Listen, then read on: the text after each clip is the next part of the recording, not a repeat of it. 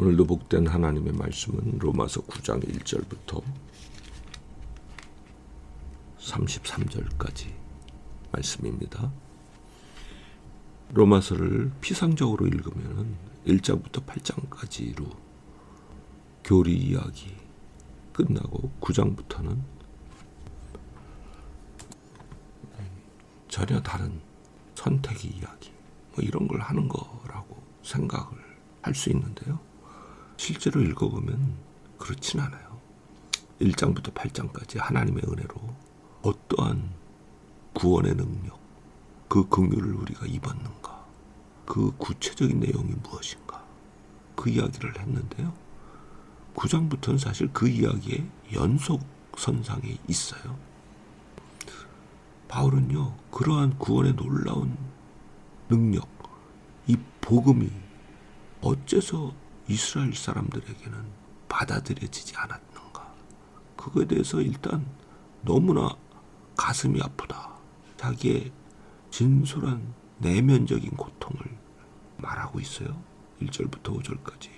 그래서 심지어 자기 고륙 친척 이스라엘 사람들이 이 복음을 받아들일 수 있다면 자기는 그리스도에게서 끊어져서 저주를 받아도 괜찮다, 그런 이야기를 3절에서 하고 있죠. 그런데 이스라엘 백성들이 얼마나 특권을 받은 자들인가. 조상들도 이스라엘의 것이고 심지어는 만물 위에 계셔서 세세토록 찬양을 받으실 하나님이신 예수, 그 예수께서 육신적으로는 이스라엘에게서 태어나셨다. 얼마나 상상 초월의 특권을 받은 그러한 사람들이 이스라엘 백성인가, 그 이야기를 5절에서 하죠.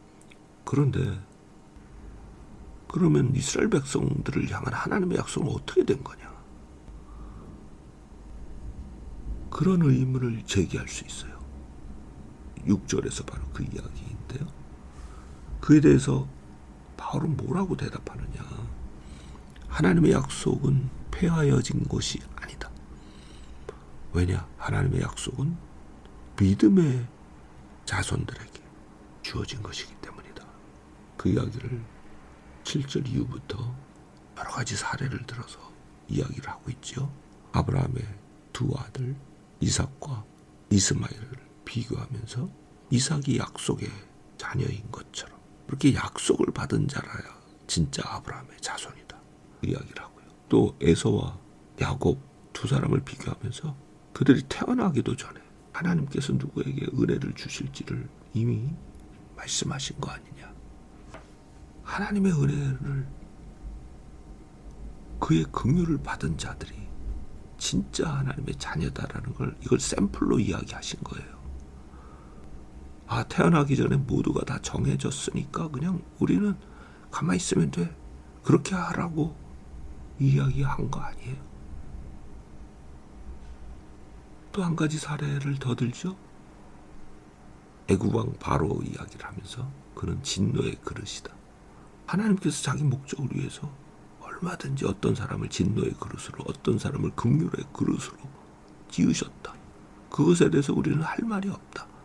아, 그러면 나는 긍휼의 그릇으로 하나님께서 지으셨으니까 나는 아무렇게 살아도 돼, 그러라고 이야기한 거 아니에요. 나는 진노의 그릇이니까 내가 아무리 믿으려고 해도 안 돼, 그렇게 생각하라고 이야기한 것도 아니에요. 이 이야기의 초점을 놓치면 안 돼요.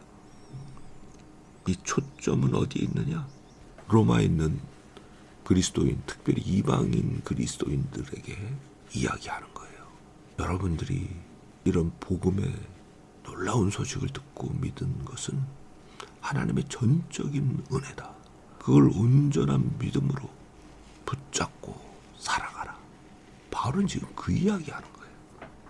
그걸 이렇게 길게 여러 가지 사례를 들어서 이야기를 하고 있는 것이죠. 그래서 그 결론으로 바울이 33절에 이렇게 이야기하고 있어요. 내가 시온에 한 돌을 두었는데 거치는 돌, 넘어지게 하는 반석을 두었다. 그런데 누구든지 그를 믿는 자는 결코 수치를 당하지 아니하리라. 하나님의 긍휼의 손길, 도움의 손길을 반드시 받는다는 뜻이에요. 지금부터 영원까지. 어떻게 해요? 믿음으로 그리스도와 연합한 자. 이 시온에 놓인 거칠은 돌, 넘어지게 하는 반석. 예수 그리스도, 그를 믿는 자는 구원의 능력을 힘입는다. 구원의 은혜를 얻는다. 어떻게 해요? 믿음으로. 그 이야기를 하려고 바울이 9장 내내 이렇게 길게 이야기를 한 것이죠. 오늘 이렇게 하나님께서 시온에 두신 돌, 넘어지게 하는 돌, 이 반석, 긍휼의 주이신 예수 그리스도를 우리가 믿었으니 우리는 결단코 수치를 당하지 않는 거예요. 영원한 부활을 얻기까지 이 땅에 삶의 매 순간순간부터 결코 수치를 당하지 아니하는, 결코 하나님의 도움의 손길이, 구원의 손길이 우리를 떠나지 아니하는 그런 놀라운 믿음의 삶으로 들어간 자들이 되었으니 오늘도 그 놀라운 구원의 능력을 경험하며 누리며 승리하는 복된 하루 되기를 바랍니다. 아멘.